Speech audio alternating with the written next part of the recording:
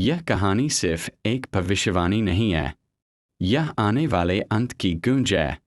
कहते हैं कि जब धर्म का दीपक बुझने लगेगा और पाप का साम्राज्य पूरे विश्व पर छा जाएगा, तब समय की धारा अपनी अंतिम सीमा पर पहुंच जाएगी। यह वही क्षण होगा जब कलयुग का अंत और सत्ययुग की शुरुआत होगी। गांव के बुजुर्ग अक्सर कहते थे, जब झूठ को सच मान लिया जाएगा, जब भाई भाई का खून करेगा, जब मंदिरों में भी लालच बिकेगा, तभी समझ लेना कि समय पास आ गया है। इसी अंधकार में युग में एक साधारण परिवार में जन्म हुआ, एक ऐसे बालक का जिसका नाम था कल्कि। किसी को नहीं पता था कि यह वही आत्मा है जो विष्णु का अंतिम अवतार बनेगी। उसका जन्म साधारण परिस्थितियों में हुआ, लेकिन उसकी आंखों में हमेशा से एक अलग चमक थी, जैसे वह इस दुनिया को भेद कर उसके पार देख सकता हो। बचपन से ही वह अन्य बच्चों से अलग था। जब गांव के लोग जगाते, वह बीच में आकर शांति कराता। जब कोई संकट आता, उसकी उपस्थिति से अजीब सी शांति फैल जाती। लेकिन साथ ही उसके अंदर एक अग्नि भी जलती थी। अन्याय देखकर वह चुप नहीं रह पाता। धीरे धीरे कल्कि ने देखना शुरू किया कि कैसे पाप का बोझ धरती पर बढ़ रहा था। राजाओं के दरबार में धोखा और विश्वासघात ही चलता था। धर्मगुरु खुद भ्रष्ट हो चुके थे। लोगों के दिल से दया खत्म हो चुकी थी। रात को जब वह आकाश की ओर देखता, तो उसे लगता कि सितारे भी रो रहे हैं। उसे अपने सपनों में बार बार वही दृश्य दिखाई देता, एक श्वेत अश्व, एक जलती हुई तलवार और उसके चारों ओर युद्ध की ज्वालाएं।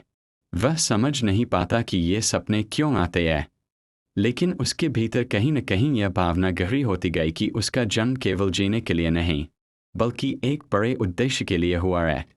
समय धीरे धीरे बदल रहा था। जहाँ कभी हरियाली थी, वहाँ अब सूखा फैलने लगा। जहाँ कभी प्रेम था, वहाँ अब लालच और घृणा ने जगह ले ली। लोगों ने रिश्तों का मूल्य खो दिया। बड़े बड़े नगर खंडहर बनने लगे और मनुष्यों का हृदय पाषाण बन गया। यह वही क्षण था जिसकी भविष्यवाणी हजारों साल पहले ऋषियों ने की थी। कल्कि अब जवान हो चुका था। उसकी तलवारबाजी में अद्भुत कौशल था, लेकिन वह जानता था कि उसका युद्ध केवल भौतिक नहीं होगा, बल्कि आत्माओं का भी होगा। एक रात जब आकाश पर लालिमा छाई हुई थी और चारों ओर अजीब सी आंधी चल रही थी, तब उसके सामने एक ऋषि प्रकट हुए। उनकी आंखों में ब्रह्मांड की गहराई थी। उन्होंने कहा, समय आ चुका है। तू वही है जिसके आने का इंतजार सदियों से था। तेरा नाम इतिहास में अंतिम अवतार के रूप में लिखा जाएगा। तू अधर्म का नाश करेगा और सत्ययुग की नींव डालेगा। कल्कि के भीतर एक तूफान मच गया। क्या वह वास्तव में वही है? क्या पूरी सृष्टि की नियति अब उसके कंधों पर है? ऋषि ने उसे एक दिव्य श्वेत अश्व और एक अग्निमय तलवार प्रदान की। तलवार उसके हाथ में आते ही बिजली सी चमकी और धरती हिल गई। उस क्षण कल्कि समझ गया, अब वापसी का कोई रास्ता नहीं है। दुनिया अब विनाश की कगार पर थी। नदियां खून से बहने लगीं। आकाश में उल्काएं बरसने लगीं। धरती के गर्भ से लावा फूटने लगा। लोग चिल्ला रहे थे, भाग रहे थे, लेकिन कहीं कोई शरण नहीं थी। हर ओर केवल अराजकता थी। और इन्हीं राख और चीखों के बीच श्वेत अश्व पर सवार एक योद्धा प्रकट हुआ, कल्कि।